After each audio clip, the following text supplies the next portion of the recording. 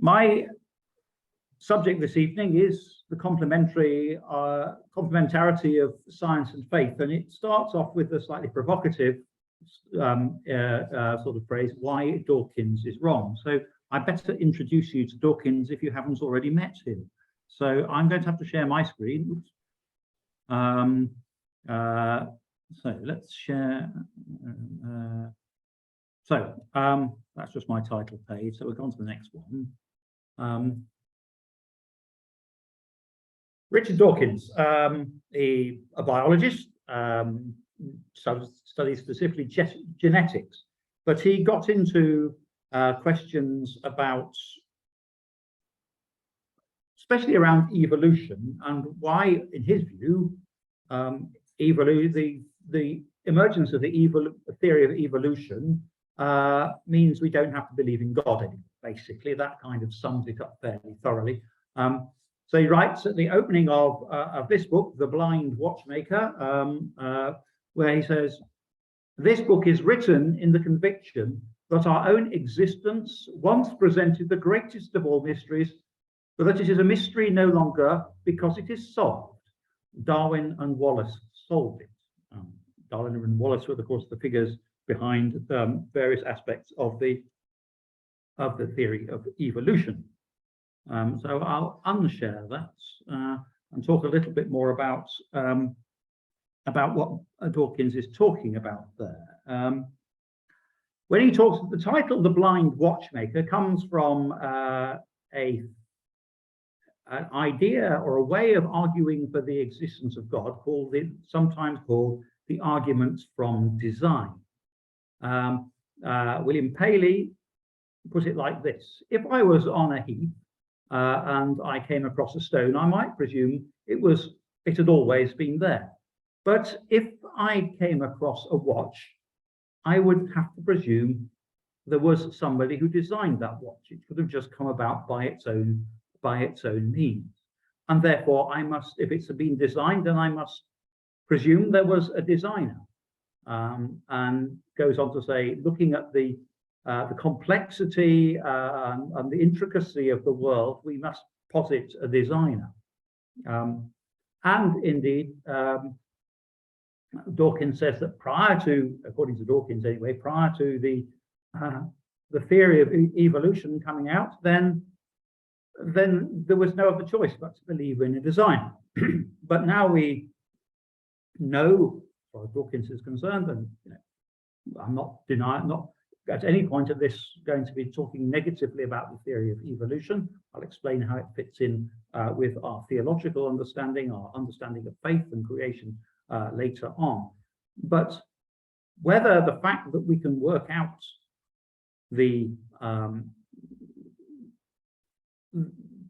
how human beings, say, evolved from other creatures, and how indeed evolution worked, suggests that we don't need God, is quite a big leap, as we'll see.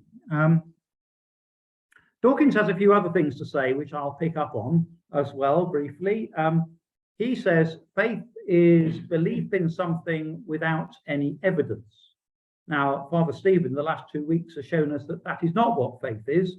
So faith may not be provable in the way mathematics is, but as Father Stephen pointed out, lots of other things we hold to be true in the world, in life, are also not provable in that sense. But we take a certain amount of evidence and say, yeah, that makes sense. So Dawkins' model of faith is somewhat limited. He regards that for anything to be held as worthwhile information, it must be in some sense provable or falsifiable. Now, there's been that is quite an old idea, well, old in the early part of the 20th century, latter part of the 19th century, I think, called logical positivism, which proved to not hold water, at least in as much you can't prove that everything's got to be proved. So that one doesn't hold a lot of water. Dawkins also has a slightly rather limited understanding of God. For Dawkins, basically, God is admittedly, how most of us probably started imagining God as something like one of us, only bigger and more powerful. So somebody, and indeed, if you like, the gods of some of mythologies are sometimes like that. But actually, our belief in God is, when we look at it more closely, is not that God is simply another creature in the world that is the most powerful of the lot and therefore gets to boss everything about. God is not a creature in the world. God is the creator. And so God is not in the world in that sense, because the world is God's creation. A provocative title of what is actually a very good book is this one: God is no thing. Not God is nothing, but God is no thing. No created thing, no thing which is put on the side of other things. It's quite hard for our brains to get round that. But God is the foundation of creation, not something within it. So those are a few small pointers, if you like, that suggest that Dawkins has misunderstood what faith is.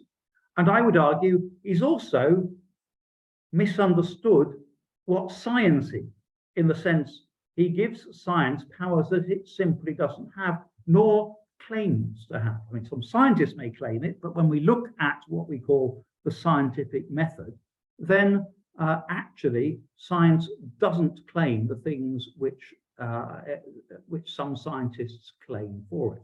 We'll look at some of those claims and why they don't work shortly. But let's go on to see, we've been asking the last 2 weeks, what is faith?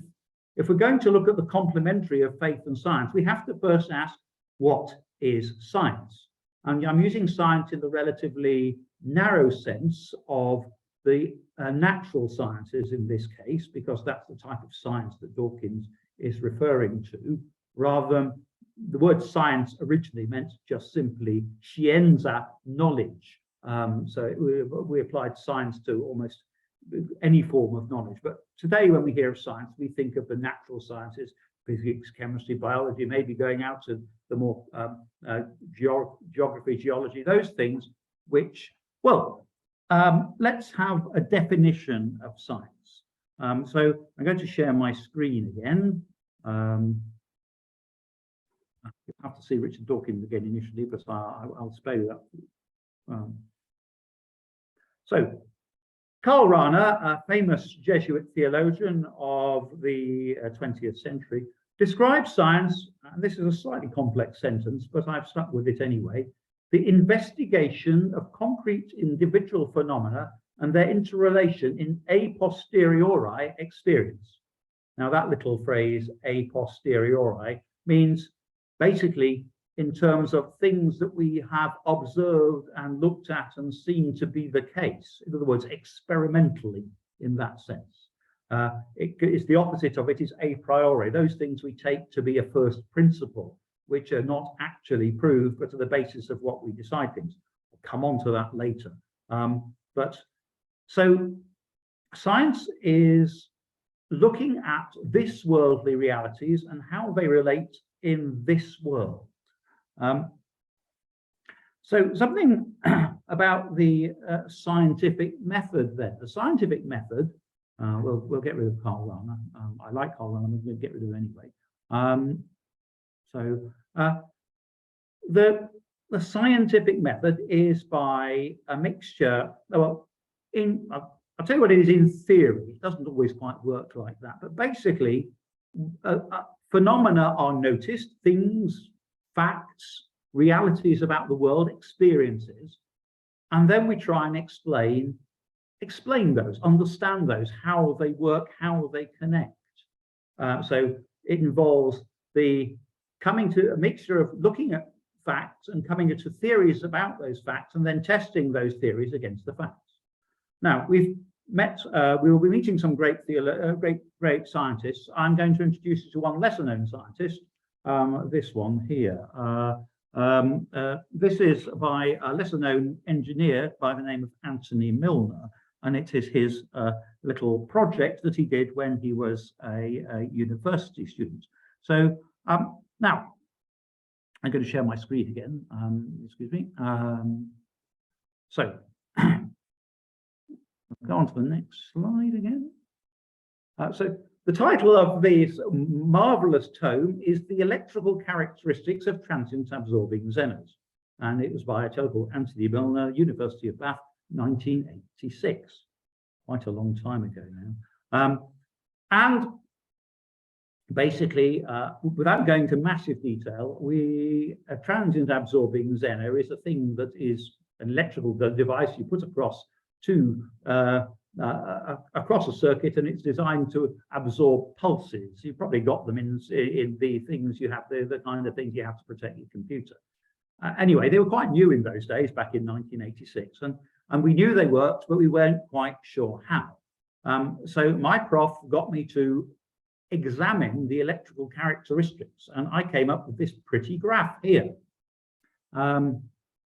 This was how it relates different currents go at different voltages. You don't need to know the details, but you'll notice that there's a little bump here, a kink in the curve.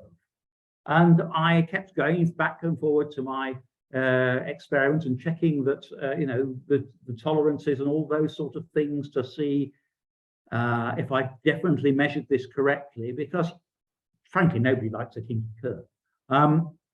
So I tried that, but I couldn't get rid of it, so I had to put it there. So I went to my prof and I said, well, here's the curve, it's got a kink in it. And he showed me his theoretical model of how the things worked, and lo and behold, a curve with a kink in it. So the scientific method had taken a theory, which my professor had produced, and I had experimented, not even knowing what the result of his studies had involved, and I found a curve with a kink in it. So in fact, we were both very happy at this point. So that's essentially the scientific method. You take a situation and measure it, and then you come up with, and you've got various ideas, and you try and test the ideas by setting them experiments and so on and so forth. And in theory, at least, science goes with the data, the facts. It's not quite that way sometimes, because like any profession, there are vested interests, as you're probably well aware. And if people have thought a theory has been true for 20 years, and somebody comes up with another theory that suggests that their baby, their theory, which everybody has held on to, is correct, then that sometimes leads to a bit of resistance to new ideas. This is perhaps because we are human beings. However, one thing that is notable about science is, and Karl Rahner uses this phrase, is it is methodologically atheistic. Now, I'll explain that. It doesn't mean you have to be an atheist to be a scientist, obviously not. But when I found my kinky curve, the one thing I didn't think was it was kinky because God made a kink in it. We thought there must be some explanation for this. Similarly, when Newton sat under his fabled tree and the apple fell on his head, he said, how did that happen? God made it happen. Now, in one sense, in the sense that God's responsible at some level because he holds all things in being, and in one sense that is true, of course, but it doesn't actually answer the question. So we don't include divine action as a possible cause of events within scientific methodology. It's methodologically atheistic. It's just looking at the inner world reality. It's not looking at, if you like, the whole foundations of reality. And we'll come back to that again later. As I mentioned before, science suggests it grows incrementally. In fact, as was demonstrated by a philosopher, Thomas Kuhn, in the early part of the 20th century, it doesn't work quite like that. What usually happens is you have a theory which people hang on to and hang on to and hang on to until the evidence slowly weighs on it, and it comes crumbling down in the face of a new and better theory. So it tends to happen by leaps and jumps. One of the most obvious ones of those is one that we'll perhaps be referring to as we go along, and which has other dimensions to it which are interesting, is how Newtonian physics, all the ideas and the theories thought about by Newton about acceleration and mass and energy and all those sorts of things, are fine until you get to very big masses and very, very fast or very, very small, and then it doesn't work. And so things like general relativity and quantum mechanics show that actually Newtonian physics is a pretty good approximation in most real-worldly situations that we enjoy these days, but actually it's only an approximation. And the reality is rather more weird and rather more complex. And indeed, the weirdness of it is something which is noted particularly in what you hear, what's called quantum mechanics. There's a lovely little book here called Introducing Quantum Mechanics, and it's got lots of diagrams, but even despite reading that, and even despite being a scientist, I don't understand quantum mechanics. That's because nobody understands quantum mechanics. People have tried to understand it. They know that the mathematics works. They know that if you use all the equations, then your mobile phone will function, because your mobile phone depends on quantum mechanics. I'm telling you that now. All semiconductor electronics, even actually transient absorbing Xeners, depend on quantum mechanics to understand them and to work out, if you like, how they're going to behave in particular situations. But it doesn't make sense. It's one of the most well-known aspects of it is what's called the wave-particle duality. And it says that things are at the same time particles, small things going through space, and similarly they're waves of functions, all that going like. And our heads can't say, well, it can't be both, it's got to be one or the other. And there's another part of quantum mechanics which says things aren't either one or the other until you measure them. And this leads to Schrodinger's poor Moggy, who is ending with a box with Schrodinger's cat, who is in the box, is neither alive nor dead, but in some state between that is both aliveness and deadness. And only until you look in the box will it be one or the other. I know that doesn't make sense to us. We can't imagine it. It's a paradox almost. It always reminds us to be humble, therefore, if even in a worldly reality, our own life and world is that hard to make sense of, it wouldn't be too surprising if sometimes when we think of things, the foundation of that, of God, and of how God, for instance, can come into the earth as a human being in the incarnation, is something we can't quite get our head around, or how the Blessed Sacrament can be Christ really present. We can't really get our head around. We can't even get our head around the things that are of material reality. If we add that dimension into, that doesn't mean we can't reach some sort of understanding. We know how quantum mechanics works, and we can make it work. Spiritualities don't work quite that way, but we have some sort of understanding.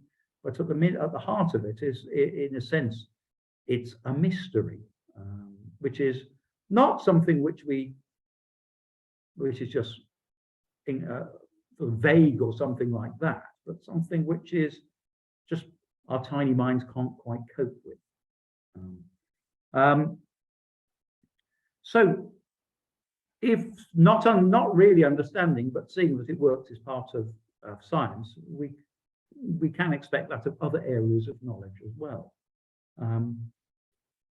Dawkins himself, in terms of his understanding of the world, is what we call a hierarchical reductionist. In other words, he thinks that basically each science is reducible to something more basic. So if you like, social science can be reduced to biology, biology can be reduced to chemistry, chemistry can be reduced to physics, and physics can be reduced to mathematics. And he doesn't see, therefore, in a sense, you'd say, well, it's just chemistry, or it's just physics, or it's even just mathematics. That there's no sense of any added value. That word value is a significant one when we go up the levels of complexity. So science is a way of trying to understand and explaining how the world works, if you like. It's an inner worldly thing, and it's looking at the interrelationship between things in the world. So what can science not explain? Well, science can't tell us anything about ethics. It can't tell us what is good or what is evil. It simply can't. It's not meant to set up to do that. It can tell us, for instance, how we can get the best, as we see it, results out of something. So it can tell us the quantitative thing, what will, to one definition of good, which is what's called utilitarianism, what will provide the greatest good for the greatest number. And that's one model of ethics. It's not an entirely adequate one, but we'll do ethics at some other time. But it certainly could do the calculations to see what the greatest good for the greatest number. But it won't tell us that we ought to seek the greatest good for the greatest number. It can't tell us that. It can't tell us, once we decide for ourselves what is good, it can help us to put that into practice, but it can't tell us what is good. So science can't provide a foundation for ethics or morality. It also can't tell us what is beautiful either when it comes to that, even though the beauty of flowers and things like that can be, their structure and the way they're formed and the amazing detail. Science can show us how that comes about and have some of the why of it as well. What's the functional purpose of these things? But that doesn't tell us that it's beautiful. Again, beauty is not a scientific concept. Scientists often marvel at the beauty and the wonder and the order of creation. But the fact, that beauty is not actually a scientific measure. And people have tried to have a measurement of beauty. You may be aware that somebody once posited the idea of the milli-Helen. Helen of Troy was so beautiful, her face launched 1,000 ships, so it's said. So a face that could launch one ship has a milli-Helen of beauty. So that was proposed as, I think, slightly tongue-in-cheek wise, as a way of measuring beauty. Science also can't tell us why material reality is orderly. Science can't tell us why science works. We know science works because we use it all the time. But it can't actually tell us why the laws of physics, for instance, are the same everywhere, as far as we can tell, in the universe. There has been some attempts to actually work those sorts of questions. The search for a theory of everything. This, of course, is the territory of another well-known scientist who also wrote a book that many people bought and not many people read, called A Brief History of Time. And that's, of course, Stephen Hawking. Let me introduce you to Stephen Hawking just for this occasion. Where am I? We're up here. slightly higher, better scientist than the one we've just seen here. So, towards the end of his famous brief history of time, he asked the following question. This is a slightly abbreviated version of it. What is it that breathes fire into the equations and makes a universe for them to describe? Why does the universe go to all the bother of existing? If we can find an answer to that, it would be a triumph of human reason, for then we would know the mind of God.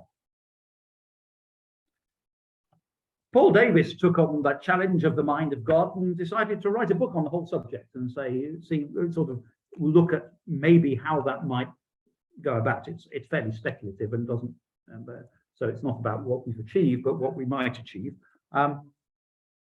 However, there's a big spanner in the works of this. The idea that we can come up with some sort of theory of everything is that explains how everything connects together. This is not against the theory of everything as such, but therefore that will give us the why, as well as the how. Why does the universe go to all the bother of existing, rather than just how it goes to all the bother of existing, is not actually achievable.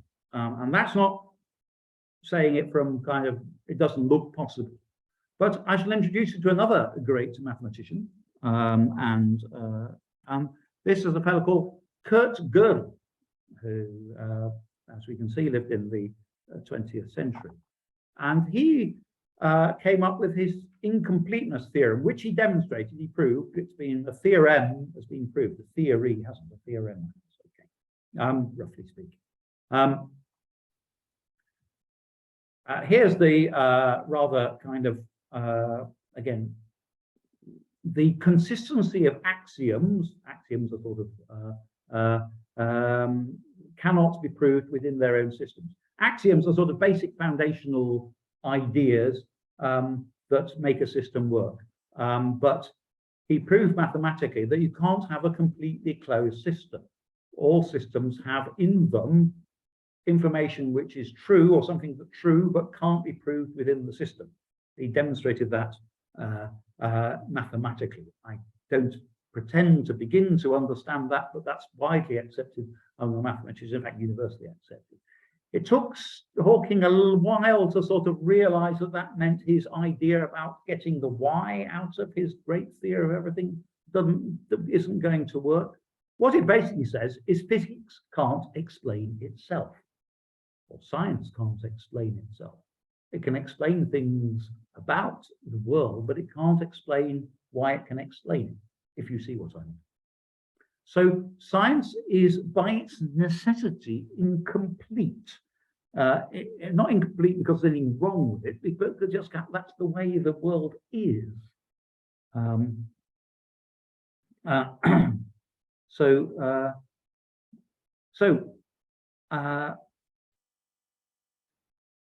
science can't even explain why itself works. In a sense, we work from the inside of the world. We find it works, but it can't explain why. So it can't give the foundation. So science is a brilliant tool, but it can't do everything. And some scientists have got so caught up with how brilliant it is at doing the things it can do, that they start attributing it things that it can't do and taking it beyond its ambit. Okay, I've been talking about science all the way through, and I've barely mentioned faith. So perhaps I better get on to that side of things. So how does science then relate to faith?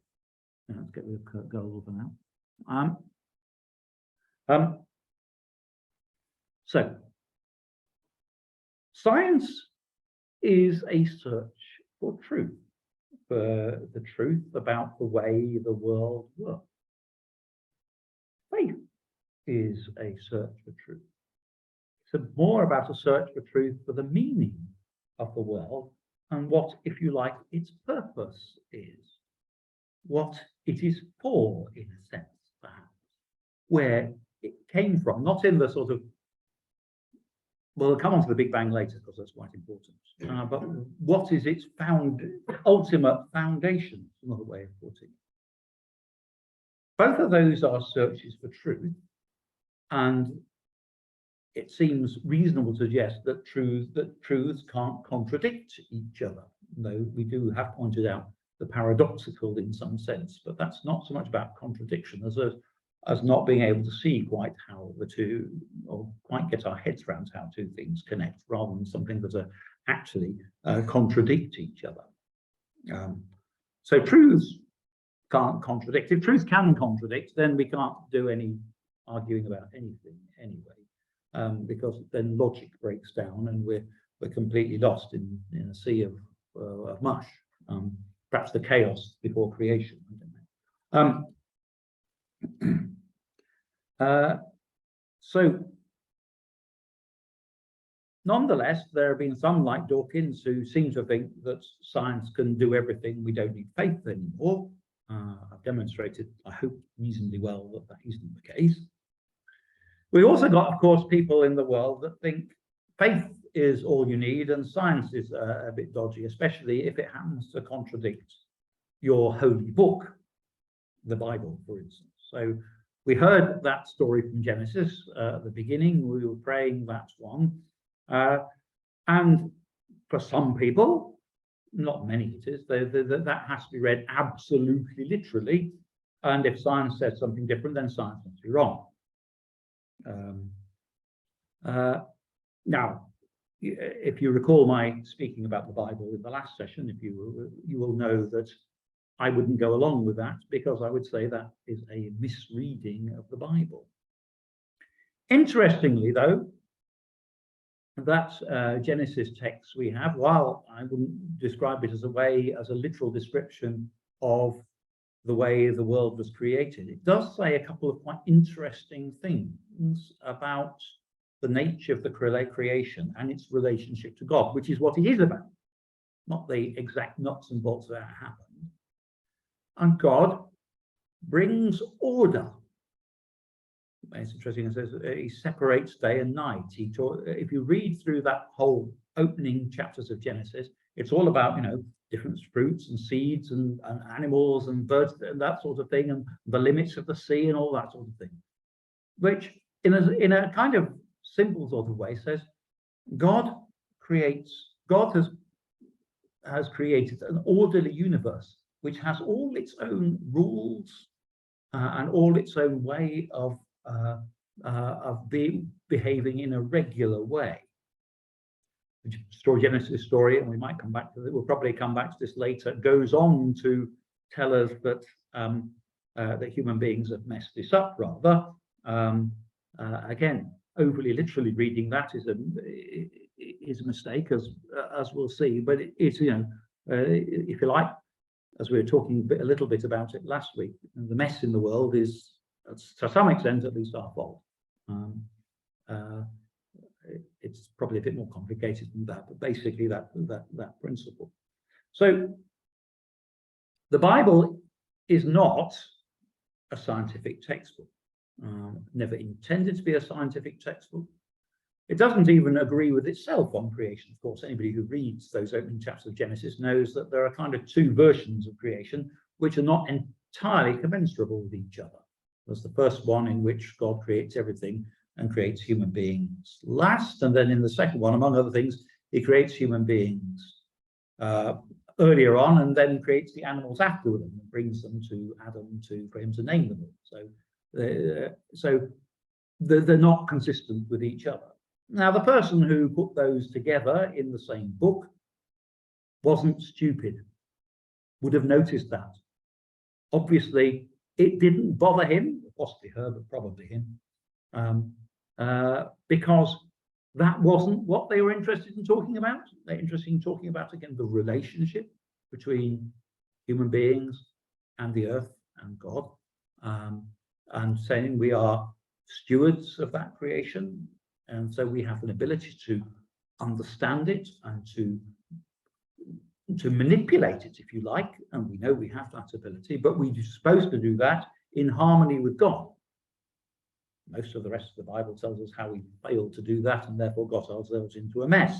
But you know, the vision, if you like, and even some of the visions of the end of time talk about a restoration of that harmony, often put in the way of, you know, lions lying down with lambs and that sort of thing. Now, again, these are not necessarily exact descriptions, but the idea that God wishes to bring that order back into his creation. So science actually, and the Bible are saying similar things. In other words, what our faith is telling us, looking at these passages, is that there is an orderly creation created by God, in which we have an ability to do something with it, if you like. And it will behave accordingly depending on how we act in that. So there's no contradiction between science and the scriptures. The only contradiction is when we misread either of those. Of course, we can misread science as well as the scriptures. Scriptures remind us that we're part of that world. Too often in our history, we've kind of treated the world as if it was something just for our exploitation and not something that actually supports our very existence. And that's clearly a mistake that we've made. While when there was only a few people around on the earth, that didn't make a lot of difference. Now we have getting on for 7 or 8 billion of us, it does make quite a big difference. So science and faith don't contradict, but they do relate to each other. If they're kept in their proper way, science can help us to live our faith better in some ways. Because if we're going to try and work, for instance, for the good of others, science won't tell us what the good is. We have to decide that for ourselves. That comes from somewhere else. But it will give us the guidance to doing that. So we have to make use of our brains, of our intelligence, of our agency in the world. I'm going to introduce you to 2 more scientists who you may or may not have heard of, who, well, often some of the most interesting things in terms of the relationship between science and faith are, if you like, evolution and genetics and that sort of stuff, and, if you like, the origins of the universe, cosmology.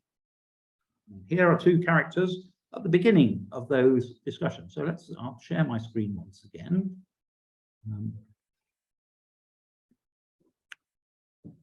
So we'll leave Gödel and his incompleteness theory behind. Gregor Mendel, he was a Czech Augustinian friar, and he messed about with peas. And he got pea plants, and he kept hybridizing, crossbreeding them with different peas plants with different characteristics. And hence the title of his work, Experiments on Plant Hybridization. And he worked out that you didn't get just a mixture of what, say, the 2 different peas were, but you got, he discovered the existence of dominance and recessive traits, which we now talk about dominance and recessive genes. But we know that with human beings, especially with things like eye color. You know, eye color of a child isn't a sort of somewhere halfway between the eye color of its parents. Some eye colors only happen less frequently. Notably, blue eye colors are recessive. And so unless you pick up if you pick up a blue color gene from your mum and a brown color gene from your dad, the brown will dominate and the blue will recede. It's only if you pick up a blue from both. And both of them might have brown eyes because they've both got blue recessive genes. So you have 2 brown-eyed people can have a blue-eyed baby. And he basically worked that out from his experimentation with pea plants. So And that is absolutely fundamental for modern genetics. We now know the mechanism by which it works through DNA and all that sort of thing. Mendel didn't have any of that information, but nonetheless, he actually worked that out long before Dawkins was ever even thought of. And he was a Augustinian friar monk here, a great believer, obviously a man of faith, and absolutely at the foundation of modern genetics. We'll come on to another fellow, Georges Lemaitre, who was a Belgian priest and a theoretical physicist. In fact, he was, I'm not quite sure, he spent most of his life doing the theoretical physics rather than the priest bit, but nonetheless, he was a Belgian priest and a theoretical physicist. And he was the first to theorize that the universe was expanding from a single point. Yeah, I don't think he coined this phrase, but what we call the Big Bang theory. The title of his work is A Homogeneous Universe of Constant Mass and Growing Radius, accounting for the radial velocity of the extragalactic nebulae. Now, he was a theoretician. He did this all from the basis of Einstein's theory of general relativity. Einstein didn't like the idea, and he described Lemaitre as a great mathematician, but a poor physicist. Einstein later accepted that actually Lemaitre was right. Interestingly, another famous scientist and also writer of science fiction, Fred Hoyle, never accepted to his death in the 80s that the universe was expanding. He insisted on the steady state theory of the universe and kept trying to throw in extra constants and goodness knows what else, because he didn't like the idea. It goes back to what I was saying before. If people have an idea that they've kind of come up with and it's their pet idea, it takes a lot for them to let go of it sometimes. So these two characters have told us that who are both men of faith, are at the foundation of modern cosmology and modern genetics. And they didn't see any of this as contrary to their faith and their belief in God. And perhaps, and I notice my time is running out as I look at my watch, so I might have to shorten these things a little bit. But when we think about these things, when we think, for instance, about the beginnings of the universe with Georges Lemaitre, there's nothing fundamentally contradictory with the idea that the universe began about 13 billion years ago with a Big Bang. Indeed, that's been described as slightly sort of as sometimes as the point of creation. I don't entirely like that, because creation is something that's always, is not something that happened and then God kind of just let it go. That's the idea called what they call deism, where the world is a bit like a clockwork. God winds it up, but then lets it go and leaves it to his own devices. Whereas creation is actually God continuously sustaining the world in being and the universe in being, not something he just started it off. Nonetheless, we can see it's not inconsistent with the idea of creation. The idea of the Big Bang is clearly not inconsistent with that. So we have a problem with that. When it comes to genetics and evolution and all those sort of things, interesting, the church herself looked at that. There was a document, Humanae Generis, which came out in the 1940s, and it stated this specifically. This, by the way, is a paper I wrote back in 1990, which some of these ideas we have been, I already sort of spelt out. The teaching of the Church does not forbid that the doctrine of evolutionism, insofar as it inquires into the origin of the human body from already existing and living matter, be according to the present state of human disciplines and sacred theology, treated in research and discussion by experts on both sides. So basically says, we're okay with evolution, even of human beings. It just says, As to the soul, the Catholic faith demands to hold that they are immediately created by God. So, if you like, no, I can't go into a big discussion about the relationship between body and soul here. But the Church recognizes that our materiality, if you like, is part of the materiality of creation. We know that set in simple terms, actually in Genesis, again, we are made from the dust of the earth. We are from dust, and to dust we shall return. Well, when we're stuck in the ground, we'll rot away like any other. And yet, we also understand that something which transcends that. We can actually think about and consider the universe as a whole. These things that we are, tiny little pinpricks of matter in the mass of the universe, are capable of actually contemplating the whole of it. And that's perhaps the most amazing thing. That's perhaps the most astonishing thing, that we have this God-given ability to contemplate our world and to understand it, but also to understand that it is, in some senses, far beyond our understanding. We can understand that we don't understand. We can know that however much we learn, there's always more to know. Karl Rahner, our great friend, talked about that as, he used a rather slightly odd phrase called the supernatural existential. There's part of us which reaches to the infinite, even though we seem to be very finite. And part of that reaching is about our understanding ourselves, understanding our world, entering more deeply into all sorts of areas, including science, but not obviously limited to it. So science tells us about ourselves, and indeed, in one sense, Hawking is very right. It does help us to understand the mind of God, because all of creation is a sign of God and of God's orderliness, of God's love, of God's creativity. So it does help us understand the mind of God.